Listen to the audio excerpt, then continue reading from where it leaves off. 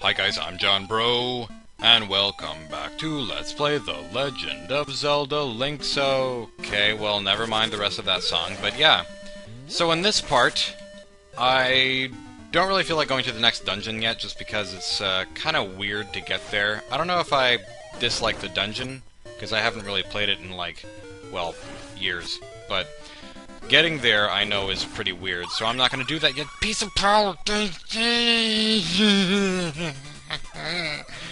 I'm just gonna kill myself over and over and over again, because I don't want to listen to this music. I want to listen to the wonderful, happy overworld music, which is my favorite music in the game. Oh, wait, what? You can't fall into a hole 3 times to stop the music? Really? Aw, that's lame.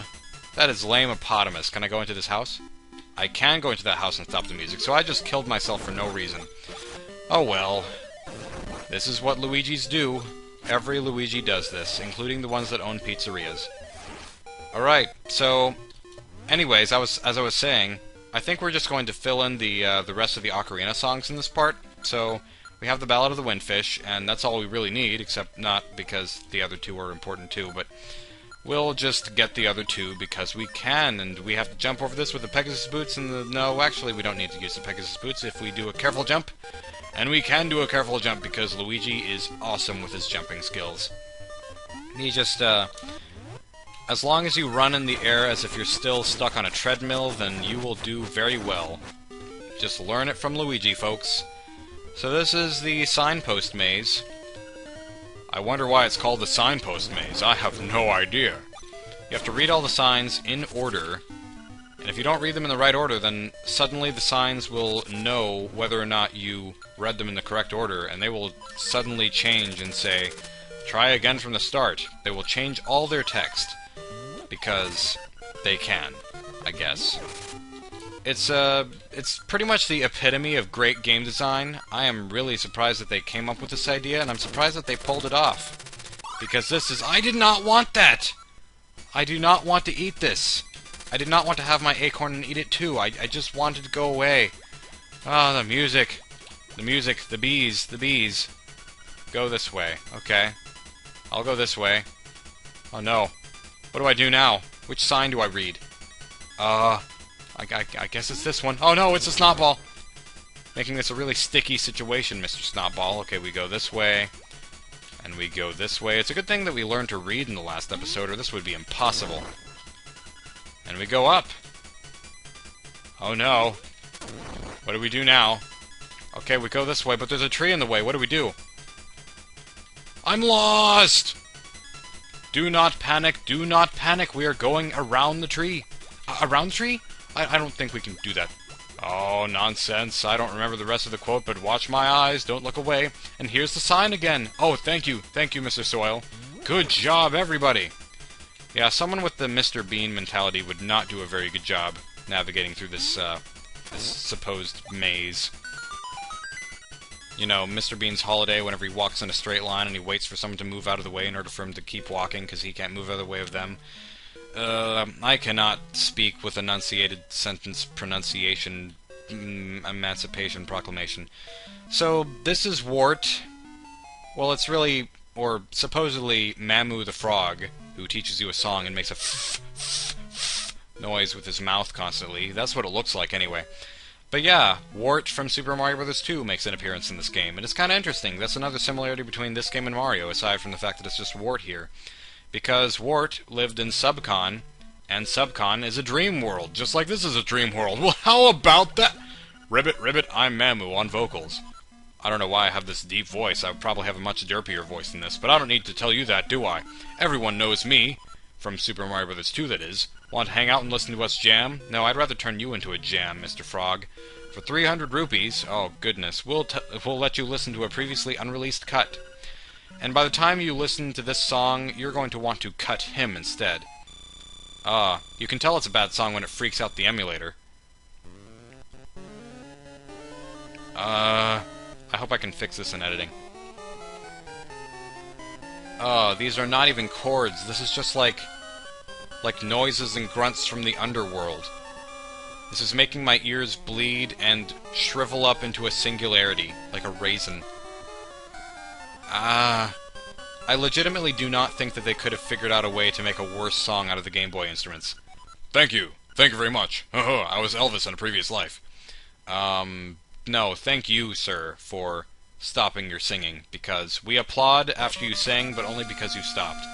So I hope you croak some more, as in, die, please. You will learn the Frog's Song of Soul, song in quotes that is. It's a very moving song, or moving tune, because it makes you want to move away when you listen to it. It can even liven up unliving things. Liven up unliving things? Really? How does that... That song just made me feel dead. I didn't feel alive after listening to that at all. But I guess it certainly would wake you up if you were asleep. You just hear these... Whoa, whoa, whoa! Is there a fire? Is there a fire in the house? Oh, no. Oh, Luigi, jump over. Just jump over. No, no, Luigi. Luigi. Luigi, man. Oh. Okay, we'll use the frickin' Pegasus boots. See, Luigi used to be a stunt double, but he wasn't very good at his job. So, Qbert, I did not see that coming.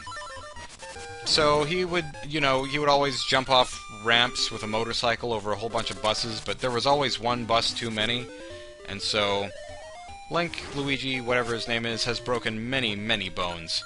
He has broken more bones than exists in his body. Oh, you know what I could do? I mean, I was going to get the other instrument by... Or not other instrument. There's only one instrument. Well, there's 9 instruments in this game. What am I saying? Yeah, that's weird. Why doesn't the ocarina count as an instrument? Oh, well. Whatever. I'm not going to question it.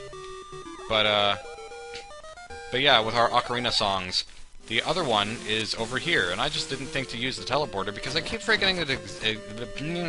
Enunciate! Enunciate! I'm congested. That's my excuse for not talking properly.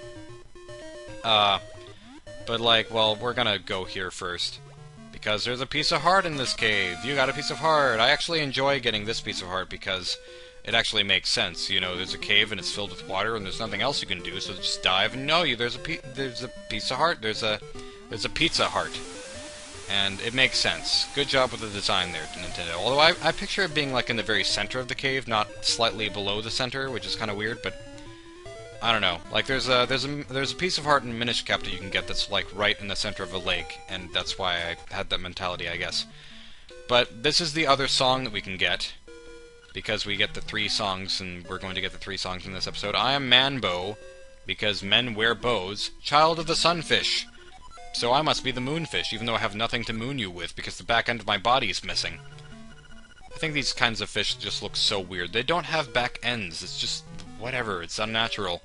But ah-ha-ha-ha-ha, awkward laugh, then I can teach you my song, bloop. Hopefully it's better than the other song. Oh!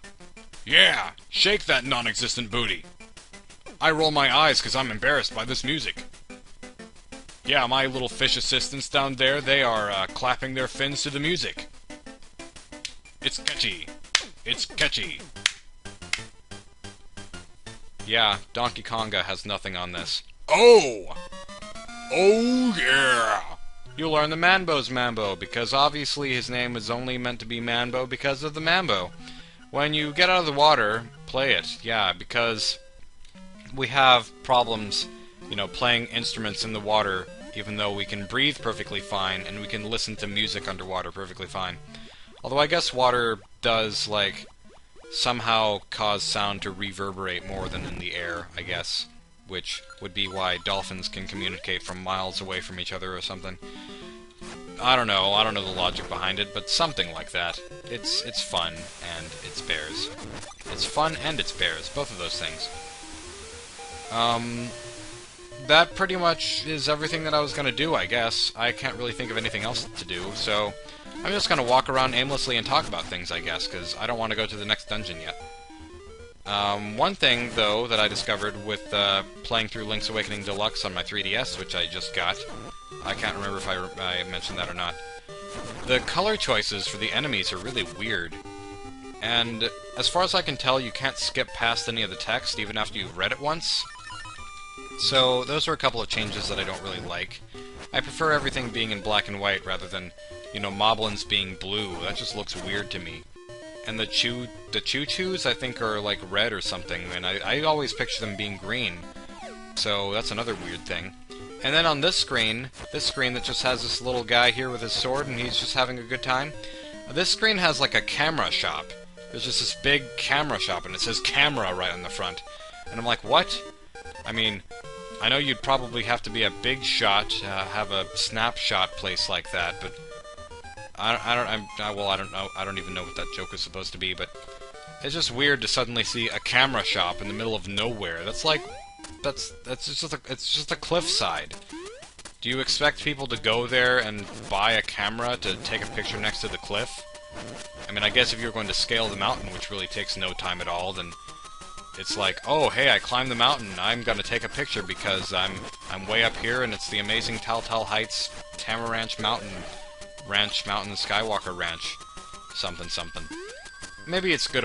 Maybe it's good marketing. I don't really know. I stumble over my words and dyslexia something bears.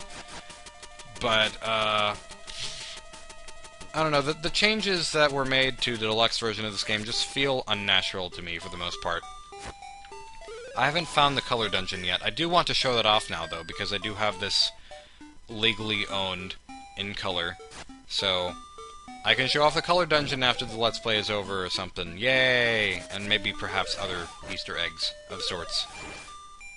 Well, not really Easter eggs, just additions.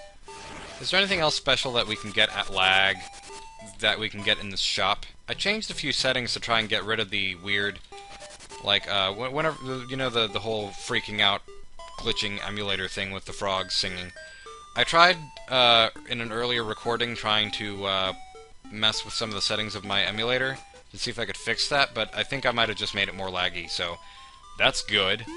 So how's your baby, Mrs.? Because they all look alike, even I am sometimes confused. You still can't tell your baby from other babies, even though you've had this, like, this entire game. Wow. You had the baby and you don't recognize your own baby. Can I just have it, please? I want your babies. What? Here sleeps the flying rooster. Doesn't say anything beyond that. Here lies the flying rooster. Apparently it was a real thing. This isn't just a weather vane, it's a real rooster. Or something. Which, surprisingly enough, this is actually significant to the story, just like it was in A Link to the Past.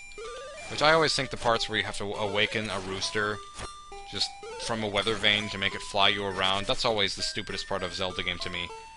Like, I always get stuck on A Link to the Past trying to figure out how you're supposed to do that. I get stuck anyways, because it's a really easy game to die on, but now I'm just rambling like I always do. Oh, I could show this off. This is kind of good. This book, Atlas of Koholint Island. You can move the cursor and look up the name of a place. Do you want to look at the map? Yeah, so it's pretty cool. This is just a map of the whole island, and it's not really much of an atlas since this is the only island on the map or in the book. But yeah, this is an atlas. Therefore, this is the map of every dream that has ever existed right here. Obviously. So we can just look around and see all the different names of all the different dungeons that we haven't even visited yet. So over here is the level 6 Face Shrine. That's where we're going next. The Face Shrine. The Face Shrine. Like, really, like, the dungeons in this name... The dungeons in this game, I cannot talk today, I'm so sorry, have the weirdest names. Like, is this... No, that's not it. Where's the Bottle Grotto? I can't even remember, but the Bottle Grotto, the Key Cavern, and then the Face Shrine. Like, this game has the weirdest names, but I actually like the Face Shrine because it sounds especially funny, because face is just a funny word. Is this the Bottle? No, that's the Angler's Tunnel. And then up here is level 7, the Eagle's Tower. That's actually a cool name. I like that name. And then to the left over here, all the way over here, is level 8 Turtle Rock, which is also stolen from A Link to the Past. So, I guess it wouldn't be A Link to the Past if you didn't link it to other games in the future, or something. I don't even know what I'm saying. So, I'm just going to leave you with this nice image of Link getting attacked by a Chain Chomp over and over again. Just like Mario and Mario 64, I'm on a roll with the Mario references through this entire Let's Play. So next time I guess we're going to be going on our way to the Face Shrine. The Face Shrine, really, the Face Shrine. The Face Shrine! LOL! Thank you for watching.